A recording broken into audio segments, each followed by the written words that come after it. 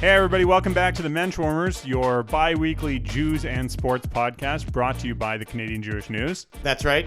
You're on with the Menschwarmers on this beautiful December Eve. We like to talk about Jews and sports and recap When Heroes Fly here on our radio show. What's When Heroes Fly? It's an Israeli television program. It's on okay. Netflix. It's about Jews in Colombia.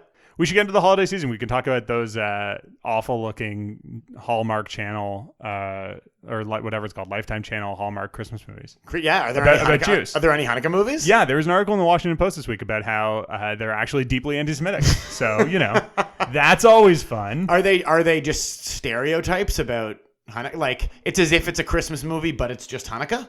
That's what the article said about one of them. Was called Double Holiday and stars Carly Pope, who is so not Jewish that her last name is Pope. Yeah, right, but she is Canadian. She is Canadian. Yeah, she's from Vancouver and was in the TV show Popular from back in the 90s. Popular. Carly Popular. Carly Popular. So kudos to her for, I guess, having brown hair. Right. I don't know actually if she plays a Jewish character. Did she play a character named Carly Rabbi? Oh, that would be Carly good. High Priest of the Temple period? Carly Cohen would really be that, yeah. Right, of course. I don't know if she plays a Jew in the movie, actually, but regardless. Carly they're Herodotus? supposed to be pretty bad. Herodotus was the High Priest of the Temple, right? Sure. Okay. Any other Jewish culture moments in the last week? I mean, Hanukkah's coming soon. Yeah. Today our episode will touch, I would say, significantly on, if not Hanukkah as a holiday, then at least some themes related to Hanukkah. That's right. Gabe, coming up later, is going to tell us a little bit about the history of the Maccabiah Games. That's right, which it's not actually called that. What's it called? The Maccabiah. Maccabiah. It's a little different.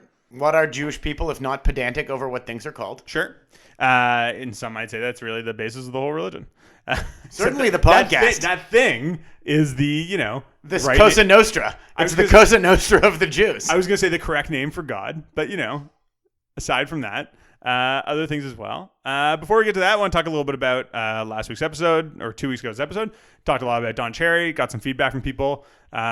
People interested in telling us about why the Canadian Jewish News should be covering other things that they think are more important. Like things we covered. Yeah. To which I would say, yes, it is important that the Canadian Jewish News covers those things, which it does. And our, sports podcast, which was mostly about making dick jokes about Mike Babcock, can also cover the, I'm sorry, your what? Yeah, exactly. Can also cover some of the more fun things or silly things in the world. We got a lot of comments on our Facebook post talking about why Jews should be mad at Don Cherry. A lot of them to the tune of, get over it. Something that someone clearly was not Jewish if they were telling us that. Yeah, it seemed like a lot of Gentiles who might have been making those comments. So as much as we invite all of our Gentile listeners to listen to the show and comment as necessary, if we're saying something about why Jews should feel a certain way about something, maybe keep it to yourself. It also seemed like a lot of those people had not actually listened to the show. I'm not saying we should quiz our listeners before they comment, but maybe we could participate in a discussion of like a serious man, right? And see if they can hang in that discussion, then they can comment on our show. If they can give the first names to the Coen brothers, they're entitled to comment on the show. We need like a qualified comment section, like every like highbrow. Right, you have to earn your way. You got to get highbrow enough plus website votes. Tries to get going every now and then. Our shamash has to light enough candles on you for you to be able to comment. Yeah. But having talked about that, we should talk about some more Jewish sports items in the news.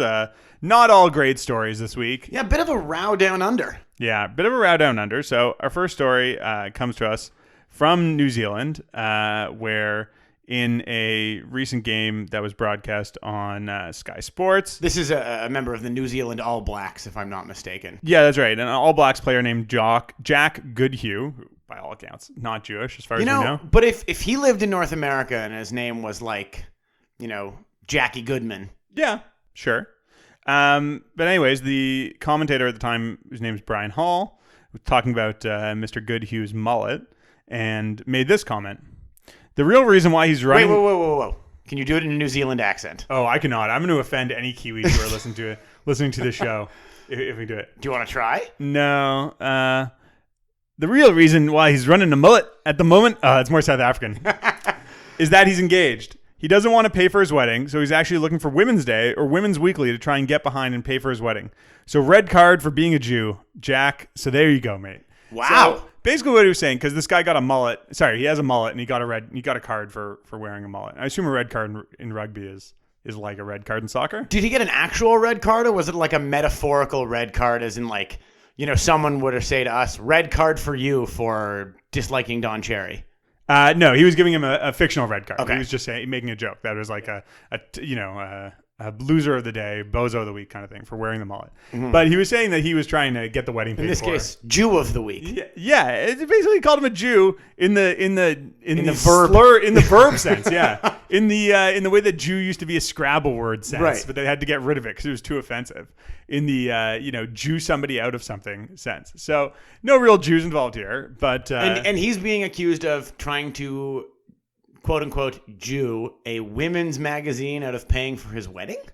Yeah, essentially. I mean, I think it was just a joke that went wrong. But right. I get the real problem here is using Jew in that sense, or in any sense, I guess, as a verb and not as a descriptor of someone who adheres to the Jewish faith or is descended from Jews or something like that. Maybe you could say like, "Oh, I'm going to Jew today." If you're like on your way to Dublin. Yeah, I guess if you're Jewish and you're on your way to Dublin, you have full permission to use Jew in that way. And if we want to, maybe that's a plan to reclaim Jew in that sense. Yeah. Just mean pray or act Jewish. Right. But I think act Jewish is a slippery slope. Yeah. Well, the local Jewish council in New Zealand complained about this, and I'm sure both of them were furious. Yeah, I mean, I think unless they can get Taika Waititi involved, there's not enough Jews in New Zealand to like Is there a get minion? things done. Do they have one enough to form a minion? They must. Maybe on the North Island, maybe not on the South Island.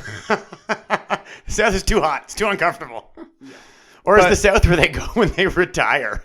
So while they complained to the Broadcast Standards Administration, which I take it to understand to be sort of like the FCC equivalent in New Zealand. And they basically said, yeah, we're not going to do anything about it, that they weren't going to censor the person who did it at all or penalize him at all. So they apologized. Sky Sports apologized. Fine. But, maybe broadcasters out there, let's all just strike Jew as from our dictionary and not let this happen again.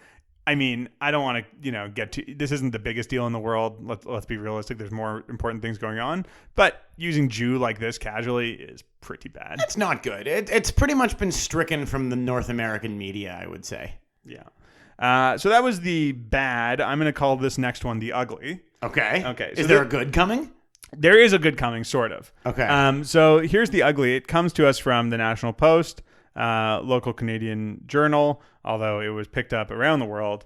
A Russian figure skater by the name of Anton Shulapov has been apparently skating for the last several months, and this only came out recently, in a costume that is a mix between a Nazi concentration camp guard and a concentration camp victim, a concentration camp prisoner uniform. Well, figure skating is a very emotional and artistically descriptive act. Yes. Is he playing out the story during his music? Oh, he is. He is skating to the theme from Schindler's List. Is that worse than Jerry Seinfeld making out during Schindler's List? Some Russian guy doing triple axels? Anyways, this guy has been skating for the last couple months. It's hard to describe the outfit except that it's sort of garish the way all figure skating outfits are, but also subdued. So it's like jet black. It sort of looks like airbrushed. Yeah, it sort of looks airbrushed. And, the left half of his torso is the sort of gray, black and white striped pajamas with a yellow star on his chest. Like, really, in case you didn't get it, in case you didn't get the imagery. Is the word Jude even written on it? I can't quite tell if the word Jude is written on it. It looks like something is written on it. It might be a number. But in any event, I guess the Times cut up to him. I can only imagine that this came out today on the heels of the story. I don't know if you heard, but Amazon got chastised for selling Christmas ornaments that had pictures of Auschwitz on it. Yeah. And it was just things that people had uploaded separately. Obviously, Jeff Bezos wasn't sitting in his chair being like, we need Auschwitz ornaments. That's what the people want. But regardless, that somebody was doing that. They might have been procedurally generated that you could order prints of Auschwitz, everything on this one website, and et cetera, et cetera. Exactly. But I imagine it came on the heels of that. But he was wearing it. The National Post article says that he was wearing it at least two major ISU International Skating Union, I believe, figure skating competitions last month. And there's got to be some Israeli figure skaters. Are there any Jewish figure skaters that had something to say about this? Well, apparently nobody brought it up, but today or recently, Jonathan Greenblatt, who's the CEO of the Anti-Defamation League, said, we understand the need for skaters to be creative in their choice of costumes. Anton Chulipov's apparent decision to evoke painful Holocaust imagery as part of his routine was insensitive and offensive. I mean, this has happened before. I think it was the Russians a couple of years ago for the ice dance. They do like a cultural element as part of the ice dance where they like... Was there like a pogrom in their cultural element? No, it wasn't Jewish, but there was like a native imagery issue where they were like adopting North American Aboriginal imagery in their costuming. And there have been other like cultural ones like that where it's just been like, sort of my culture's not your costume kind of thing that's been going on. Well, there's a lot of Jewish figure skaters around the world. I can think of the legendary Sasha Cohen and Clara Hughes, both American. Sure. Sarah Hughes, I should say, both American gold medalists. Yeah. Dylan Moskowitz from Canada. Yep. There's been Israeli figure skaters, despite the fact there's only one skating rink in the whole country. Absolutely, many Israeli figure skaters. So I can't imagine there are people on tour who haven't tried to say something. Yeah, I think... What if he's Jewish? I don't think he is, based on his name and my limited understanding of Russian naming systems by virtue of my wife being a Soviet Jew. Right. I don't think he's Jewish, especially the name Anton, I think especially. But no one has indicated that he is Jewish. Even if he is, I don't know that necessarily exonerates him here. Probably would have come up in the coverage. Yeah, exactly. Probably would have come up in the coverage. But also, like, it would be a weird choice for a Jew also. It's just a weird choice in general. It's a weird choice for anyone. Yeah. So is he trying to see both sides? I know that's popular these days. Yeah, I mean, that's like, we're sort of focusing on the don't dress up like a Holocaust victim and dress as Schindler's List part, but I think the guard either. Yeah, I think the split imagery. It's like, are you trying to make the guard and the prisoner, the victim of the Holocaust and the executor of the Holocaust to be equal? That seems to be the suggestion by his costume. So luckily, we don't have to see it ever again and think about it too much. But whatever interpretive skating he was doing to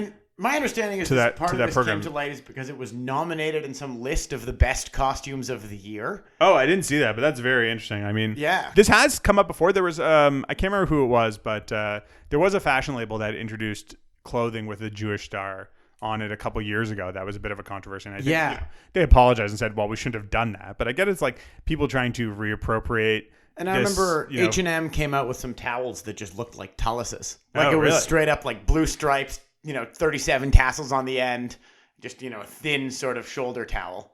Well, this sartorial discussion does lead well into our next topic. Fashion corner. Yeah, a little fashion corner, which I'm going to say is, I don't know about the good, but pretty good. This is a fun story at least. Gabe, I'm not the biggest wrestling fan, but you are. I'm not. But you are, so you might have to walk me through a little bit about this. Okay. Here's a story that comes to us from the Jerusalem Post. The Jerusalem Post? Yeah. They're covering wrestling now? Apparently they are. And the headline is, in Christmas season, Jewish wrestler demands Hanukkah representation. So the focus is on a tweet here from someone named, and this may be someone you're familiar with. His name is Maxwell Jacob Friedman. Oh, of course. MJF, as he's known. MJF, okay. Affectionately. The real MJF. And, okay, so somebody tweeted at him, "You must hate Christmas." And he wrote, "Makes me sick to my stomach. My holiday has little to no representation." And then in all caps, "I want Hanukkah sweaters." Ellipsis, wait. "Hey, 1 hour tease. I demand a Hanukkah sweater or I will sue." And then he went on to talk about it and tweet with people about how much he wants a Hanukkah sweater. So, just a little context first. 1 hour tease for the uninitiated, including Jamie, is a very famous wrestling T-shirt company. Okay. So tell me a little bit about this, MJF. MJF, Maxwell Jacob Friedman. So he carries, I would say, a talus to the ring with him in the form of a Burberry scarf. Okay, I was going to ask you about that because the picture of him has him basically shirtless. That sounds about right. He's a fairly nude man. Okay, with a Burberry scarf hanging down to his waist. And what I would say, it's the way one can wear a scarf, but for a Jew, it's the way a Jew would wear a tallis if they were also shirtless for some reason. He goes to one of those, that weird New Jersey synagogue where the rabbi does all the kinky tantra stuff? Okay. That's MJF's synagogue. Beach reform. Yeah, exactly. Yeah. He wrestles in All Elite Wrestling. That's a question for our... Okay, Alex. So this isn't the It's mainstream... a new sort of upstart. It's not the WWE. It is sort of the mainstream rival to the WWE. Okay. It was founded about 2 years ago by Tony Khan, Actually, a man we've talked about here before, otherwise known as the owner of the Jacksonville Jaguars and Fulham FC. I think he's not Jewish, he's Muslim, but him and his father, Shahid Khan, own those teams together. He also owns this wrestling promotion, which MJF works for. So it says he's only 23 years old and he's a heel? Yep, he's a heel. So I'm surprised the Jerusalem Post is buying this. Maybe they don't understand that wrestling is scripted. But well, they talk about it being a heel. So I take it that this tweet was pretty in character. Yes, right? For sure. So I think they're reporting on the storyline as much as they are about the character work. And I guess these days are wrestlers, engaging with social media to sort of expand their characters. And absolutely. Very few are doing so proudly Jewish, which I think makes MJF unique. What complicates things a little bit is he's definitely a heel character, and he sort of plays up his stereotype for a bit. He's supposed to be sort of this rich, snooty man. Okay. He's introduced as Maxwell Jacob Friedman. He's better than you, and you know it. Oh, wow. Yeah. I was going to say the Burberry scarf, I feel like, is a symbol of, Exactly. And there's been a long history in wrestling of a character who's essentially playing the Jew. Really? Yeah. Paul Heyman's done that for a very long time, sort of as the speaker, the advocate. A couple of years ago, his client, Brock Lesnar, was in a match against Bill Goldberg. And before the match, Paul Heyman, live on TV, just began reciting the Mourner's Kaddish. Wow. I thought it was hilarious. That is funny. Yeah. But it probably went over the heads of most of wrestling fans. I think as soon as you hear the Yit Gadal and then the Yit Gadash, you really drop out. So I think we're planning some point in the future to do a more in-depth show about wrestling. Maybe get some Jewish wrestling writers on if we can. But I think growing up, the one wrestler I thought of as being Jewish or knowing was being Jewish was Goldberg. That's right. I assume there's others who it wasn't necessarily known or wasn't part of their character. Goldberg, he was always proudly Jewish. Yeah, but he didn't play it up as his character. No, he was just a scary, scary man. And I think that was kind of his point. And he talked about being sort of different and treated with some anti-Semitism in certain parts of his career. But he had a sort of skinhead aesthetic. Like, other than being named Goldberg, I wouldn't necessarily have known he was Jewish. Well, he was the toughest guy in the room. That was sort of his and he was treated sort of like a god, always. Wow. He, I think, has lost 2 matches in his entire 25-year professional wrestling career. Is he still wrestling at all? He does. Every now and again. He actually wrestled in Saudi Arabia a couple of years ago. And we talked about this because I'm not sure MBS knew he was Jewish when they brought him in. I'd be surprised. Well, but MJF, he's wonderful, and anyone who watches All Elite Wrestling, enjoy his character. He's in the main event scene, and he's going to be good for a very long time. Well, that's very interesting, and hopefully he gets his Hanukkah sweater. Maybe that'll mainstream press. Maybe that'll be in his upcoming wrestling matches. When do they do AEW? Wednesday? Every Wednesday night. Okay. And we wish him luck, and, sometimes it's fun to root for the bad guy. Of course. Mazel tov. Who's also Jewish, speaking of, just to bring it up, Diamond Dallas Page, another member of the AEW roster, is Jewish. I think Macho Man Randy Savage was half Jewish. He was. He was. Him and his brother. That's usually how it works. Yeah. We'll bring it up. We'll dedicate an episode to this too, but DDP, he could be a mentor to MJF, talking about what it's like being a Jewish wrestler. Okay, good to know. I think we're going to take a quick break, and when we get back, we'll be talking a little bit about the history of the Maccabiah Games. Okay, welcome back to the Menschwarmers. Before we get into our second half segment, want to just mention our Facebook page, the Canadian CJN Podcast Network.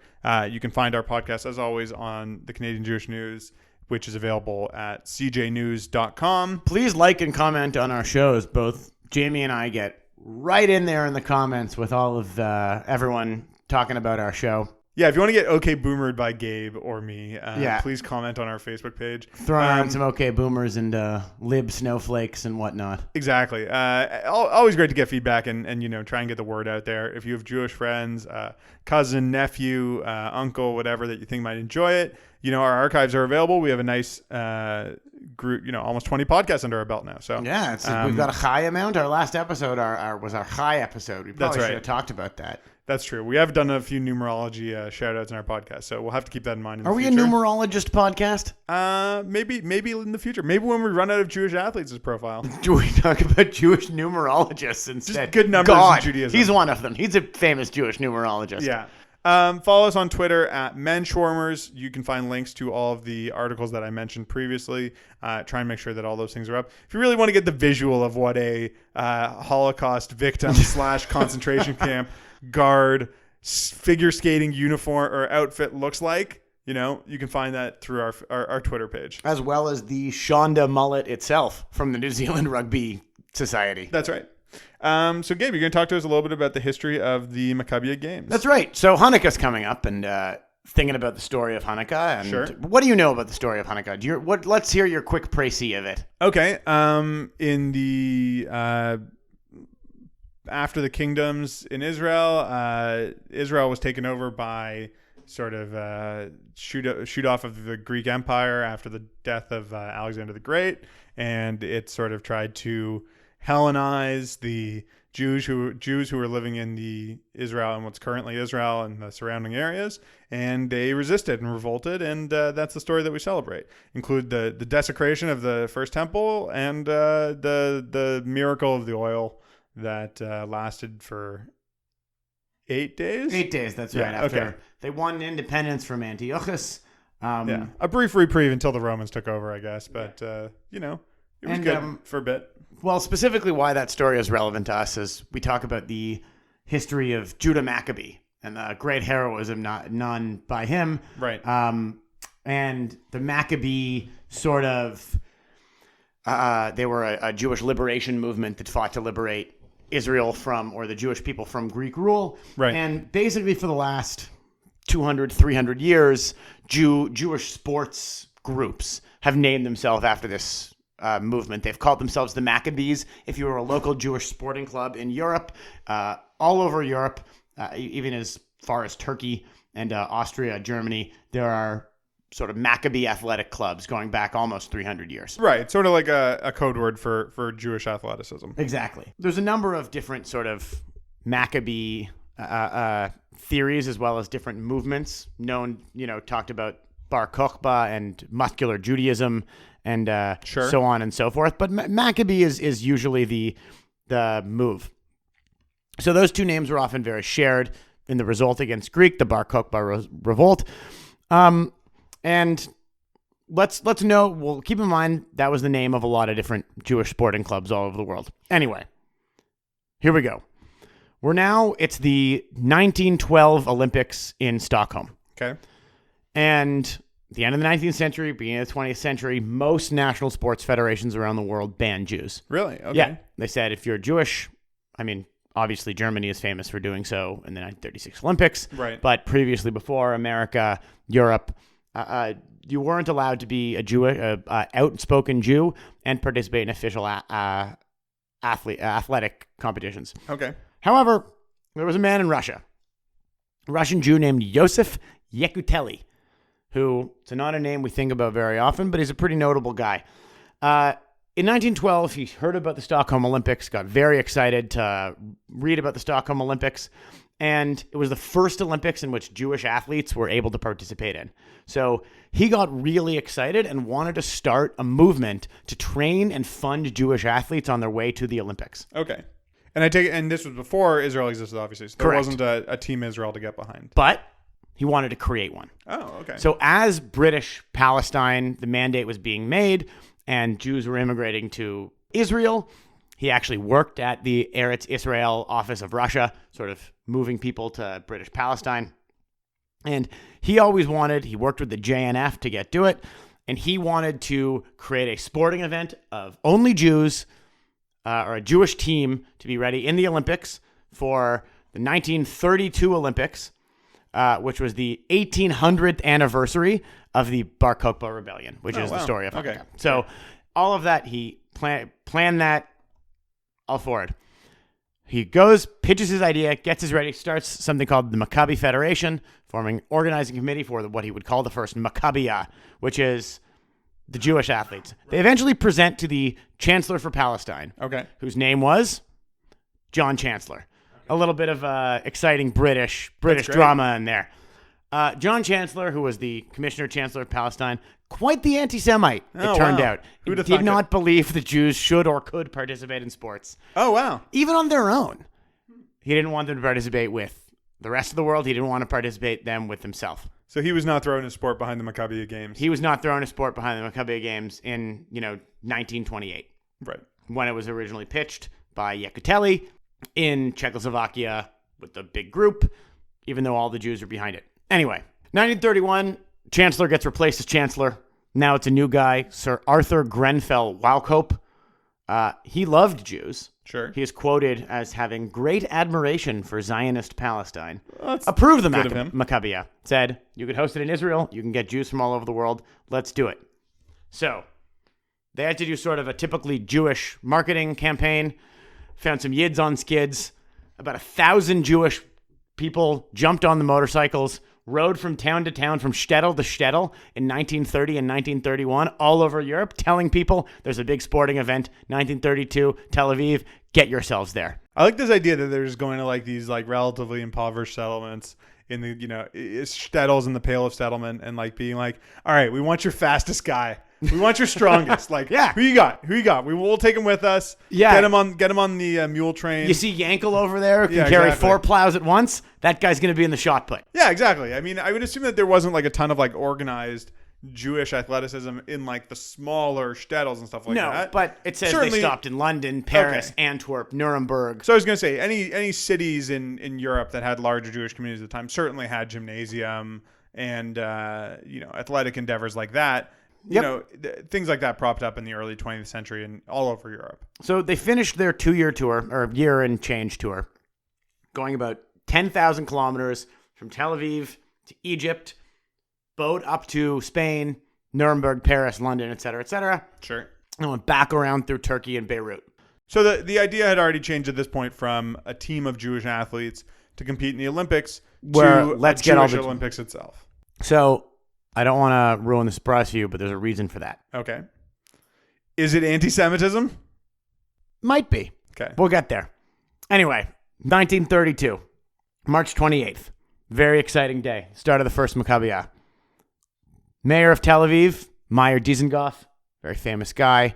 Well, they named the shopping mall after him. No, and a big chain of hummus restaurants in Israel. If anyone's been to a Dizengoff's, they're quite good. Okay. He decided to kick off the games. He wanted a big thing. Found a white horse paraded through the streets, leading all of the athletes, running in circles. 390 sportsmen following his white horse, participating in the Olympics in 1932. The Maccabiah. The Maccabiah. Sorry, the Jewish Olympics in Maccabiah. Very exciting. Okay. 1936, Olympics are in Berlin. Jews are really worried. Not allowed to participate. Not a lot. Well, they are somewhat, but Hitler wanted to show his big thing. So there was a Maccabiah at the same time. They wanted to place it, against the anti-Semitism. At the same time, secretly, the plan was to have a lot of Israeli athletes, a lot of Jewish athletes from all over the world come to Israel and defect and bypass the British white paper system. Oh, interesting. For which you had to fulfill to immigrate to Israeli, or Israeli, I should say, British Palestine. You need to be approved by the British government. However, if you were a Jew from elsewhere in the world and just stayed, you were a citizen of the future Israel, bypassing the British white paper. And so were they successful? There were about 1,300 athletes from 28 different countries that stayed in Israel during the time. So that's pretty impressive. I mean, you can imagine that most of those people probably went on to kibbutzes and things like that and sort of helped settle Israel. Absolutely. Maybe even fought in the War of Independence or something similar. It's not really a thing you think about when you hear about the Maccabiah Games in modern, that it was used as a way to spirit Jews and refugees from around the world. Yeah, and I mean, a lot of what modern Israel was based on was this sort of physical return to the land and physical reclaiming of the land and building settlements and things like that. That was a really, incredibly labor-intensive endeavor. Absolutely. You can imagine the need for people who are physically fit and had trained in that way. And it got a lot of people out of Europe in 1936, which was a really risky thing and a really important thing to have done, especially during, as you mentioned earlier, through anti-Semitism, the White Paper program, which forced Jews to register with the British government and be approved to move to Palestine, to Zionist Palestine, as it was known at the time. Right. So those are the first two. Did they continue doing, were there Maccabiah Games during World War II at all? I'd imagine there was probably a break. There were no Olympics. There were no Olympics during that. There was a significant break of almost 15 years. It was scheduled to be had in 1938. However, it was canceled sort of indefinitely. And then in 1950, as it has usually been done during Sukkot, it came back, and it was the first games in the state of Israel. Wow. So since then, the Maccabiah Games, I think, have taken place now they're every 4 years. Yes, so like the Olympics. They're every 4 years. Something notable about those 1950 ones is that They built a stadium. It was the first Maccabiah and first sports stadium specific for Israel. 50,000 seats in Ramat Gan that was built with donations from the Jewish National Fund and people all over the world specifically for this event. So since then, 1953, 2,000 athletes from 20 countries. Word starts to spread. Post-Holocaust, people are really believing in the cause. 2,000 athletes came, and then they decide, just like the Olympics, like there are Olympiads, there's going to be Maccabiah ads, and each Maccabiah will take place every 4 years. And the 20th has now happened in 2017, and the 21st will happen in 2021. Sort of a nice little time there. And as the years have gone by, it's continued to grow in size, I take it, right? Yep. It is now the third largest sporting event in the world, Wow. behind the Summer Olympics and the Pan Am Games. In terms of what? Like in terms of the number of athletes? Number of involved? athletes participating. There were almost 10,000 Jews from all over the world participating in the Maccabiah in 2017, which included a Canadian story of a hockey player. They include some winter athletes who proposed to his girlfriend, another Maccabiah athlete, during the opening ceremonies. There were obviously several rabbis in the audience that were able to marry them on the spot at the Maccabiah. That's very nice. I know that one notable Canadian who was a previous Maccabiah athlete was Erwin Kotler. Yeah. Previously the MP for Mount Royal. Was a participant in the ping pong tournament. He was in the ping pong Maccabiah Games. He once no-showed a guest lecture at McGill that I was giving. Oh, that's funny. I was giving. I was attending. He was allegedly giving, and he no-showed it. So just some follow-ups. A lot of people still stay in Israel after coming to the Maccabiah. It is a common way for Israeli immigration and sort of a common way for people load to get connection of people into Israel. People just get a trip to Israel and then stay there. It happens a lot. And a lot of there's a joke, I can't really pronounce it in Hebrew, but the athlete goes and the equipment goes back. It's sort of the joke that people tell. So right. That's cool. I There's mean, taking a look at some of the participants, it seems like some of the people who make it are not necessarily the best athletes, but have great careers otherwise in sports. For example, Larry Brown and Ernie Grunfeld, both NBA coaches who made the Maccabiah Games basketball. Didn't quite make it on their own, right? No. As basketball players, but though interestingly, did pretty well as coaches. Current NHL player, and I don't know if he's a fan of the pod, but the pod is a fan of him. Zach Hyman is a Maccabiah gold medalist, as well with his brother, who did not make the NHL, but he's a former Maccabiah athlete. Okay. So it tends to be mostly youth or people who are younger. And, I think there's a real sense of it as being like, both a athletic competition where people are really competing hard and trying to win medals for their countries, but also like a real, gathering of the Jews and a look what we can do. We can be involved in this area of life and celebrate Jewish athleticism and Jewish sport. Yeah, I'm curious to know if there are any Maccabiah athletes who didn't win at the Maccabiah but did win in the Olympics. Like, Jason Lezak has won 1 million Olympic medals as well as a bunch of Maccabiah medals. But is there anything he was like the best in the world at, but not the best Jew that day? It's a good question. I mean, we have to do some more digging on that. We can get him on the show. Yeah.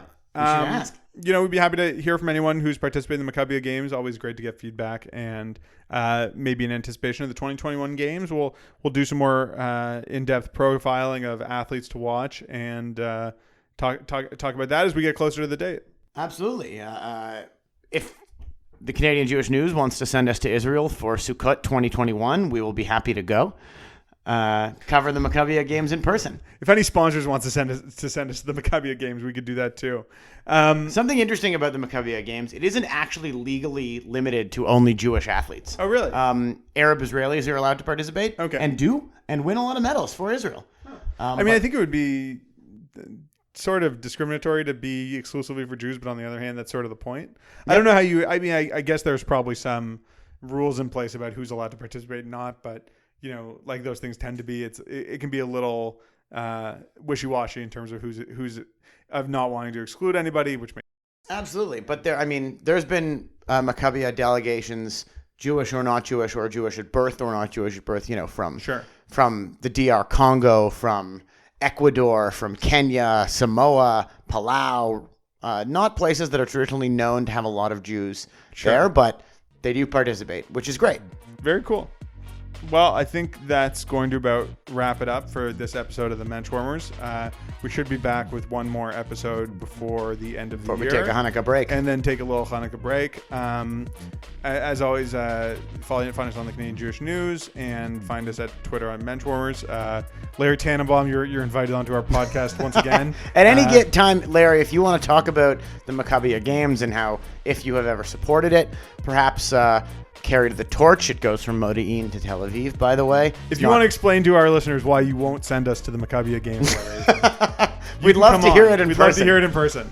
And thanks again to Alex Rose, our producer, Michael Freeman, our supervising producer, and the good folks at the Canadian Jewish News for publishing this little endeavor into sports and Judaism. Good listening, and happy Hanukkah. Till then, we're the Menschwarmers.